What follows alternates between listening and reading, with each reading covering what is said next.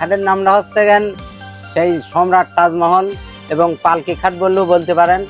ঠিক আছে, খাটটা তৈরি করা হচ্ছে মেহগনি কাঠ দিয়ে, সম্পূর্ণ মেহগনি কাঠ দিয়ে তৈরি করা, কিন্তু এখন তো বিক্রি তো হলো এখন না। বিক্রি হয় নাই। তাহলে যে তাজমহল খাটটি যে আপনি ফেরত নিয়ে যাচ্ছেন আমাদের হাজরাখানা সেই বলুর মেলা থেকে, আসলে কি এর জন্য কি আসলে মনে কোনো ব্যথা আছে? না না, আমাদের কোনো ব্যথা নাই। ব্যথা নেই কারণটা কি? কারণটা হচ্ছে আমাদের ব্যবসায় এইটা, আচ্ছা, এই জায়গা হবে না আর এক জায়গা হবে।